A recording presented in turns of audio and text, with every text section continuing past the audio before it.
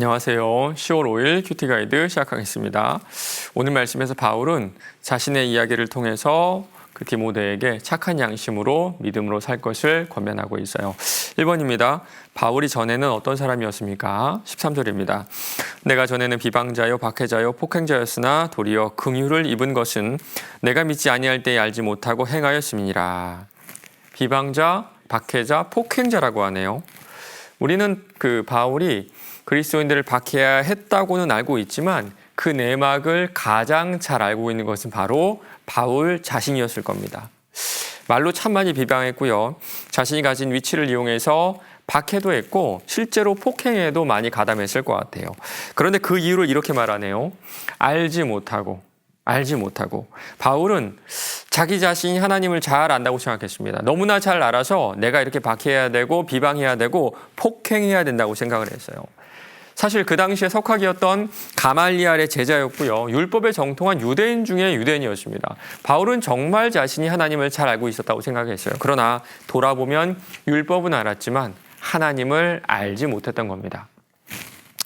2번입니다. 바울이 긍휼을 입은 까닭은 무엇입니까? 16절입니다. 그러나 내가 긍휼을 입은 까닭은 예수 그리스도께서 내게 먼저 일체 오래 참으심을 보이사 후에 주를 믿어 영생을 얻는 자들에게 본이 되게 하려 하심이라. 가끔 화나는 일이 있어가지고 막 화를 마음속에 품다 보면 어느샌가 이런 마음이 듭니다. 하나님이 나를 참아주셨는데 내가 이렇게 화내는 것이 옳은가? 내가 화내는 게 맞는가? 맞습니다. 바울은요, 예수님의 제자들을 박해하던 정말 악질 중에 악질이었죠.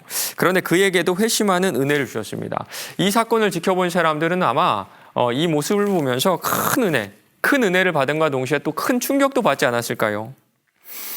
바울의 회심보다는 도대체 하나님이 어떤 분이시길래 저런 인간도 저런 사람도 이렇게 당신의 백성을 부르실까라는 이렇게 하나님에 대해서 다시 한번 생각해 보는 계기가 되었을 것 같습니다. 긍휼하신 하나님에 대해서, 그리고 죄인인 우리를 끝까지 참아주신 하나님에 대해서 설명할 때 바울만큼 좋은 예가 없었을 것 같아요. 3번입니다. 바울이 디모데에게 예언에 따라 교훈으로서 명한 것은 무엇입니까? 18절 19절인데요. 아들 디모데야, 내가 내게 이 교훈으로서 명하노니 전에 너를 지도한 예언을 따라 그것으로 선한 싸움을 싸우며 믿음과 착한 양심을 가지라. 어떤 이들은 이 양심을 버렸고 그 믿음에 관하여는 파선하였느니라. 선한 싸움을 싸우고 믿음과 착한 양심을 가지라는 거네요. 여기서는요, 믿음하고 그 선한 양심을 묶어 놓은데 좀 주목해 볼 필요가 있습니다. 지금 디모데는 교회에 들어온 거짓 선지자들, 율법을 중요하다고 생각하는 사람들 때문에 골머리를 썩고 있는 그런 상태예요. 냉철하게 정죄해야 되는지 아니면 그들도 다 품어야 되는지 고민이 많았을 겁니다. 우리도 그렇죠.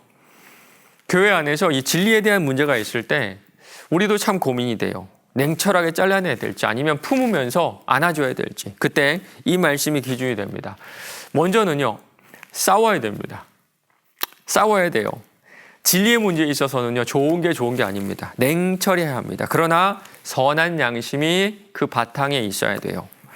악을 악으로 대항해서도 안 되고요. 그 사람을 미워하는 일도 없도록 주의해야 됩니다. 참 어렵죠. 참 어려워요. 그래서 양심을 버리기도 하고 믿음이 깨지는 일이 종종 발생합니다. 그때 이 말씀을 기억하셨으면 좋겠어요. 믿음과 착한 양심을 동시에 가지라. 4번입니다. 복음을 통해 변화된 바울의 고백을 읽어보고 죄인 중에 괴수에 대해 묵상해 봅시다. 죄인 중에 괴수라는 말을 문자 그대로 번역을 하면요, 죄인 중에 첫 번째라는 뜻입니다. 첫 번째라는 말을 우두머리라는 의미로 해석을 한 거예요. 그런데 사실 세상에는요, 바울보다 나쁜 사람들이 훨씬 더 많죠. 맞습니다. 이 말은요, 바울이 역사상 전 세계에서 가장 나쁜 죄인이다, 누구보다 큰 죄인이다, 이런 뜻이 아니라 죄인으로 대변되는 이방인들 가운데 하나님의 긍휼하심을 입은 경험한 대표자라는 뜻이에요. 지금 바울은요, 내 자신의 부끄러운 과거를 가지고 하나님의 복음을 전하는 수단으로 삼고 있는 모습을 볼 수가 있습니다. 여러분 어떠신가요? 죄인인 그때 여러분의 모습을 통해서 복음을 전하는 수단으로, 그 방법으로 사용하고 계신가요? 마지막 5번입니다. 말씀을 통해 신자는 자기 자신을 돌아보고 예수님을 더욱 의지하게 됩니다. 그렇기에 믿음과 착한 양심으로 선한 싸움을 이어갈 수 있습니다. 나는 죄인 중에 괴수라는 고백이 있는지 돌아보고 말씀을 통해 나의 삶을 비추어 어떤 고백을 하고 있는지 생각해 봅시다. 제가 정말 좋아하는 말씀이 있는데요. 로마서 5장 20절입니다. 율법이 들어온 것은 범죄를 더하게 하려 함이라. 그러나 죄가 더한 곳에 은혜가 더욱 넘쳤나니. 받은 은혜가 크면 클수록 죄가 넘쳤던 내 자신을 더 많이, 더 솔직하게, 더 깊이 볼 수가 있어요.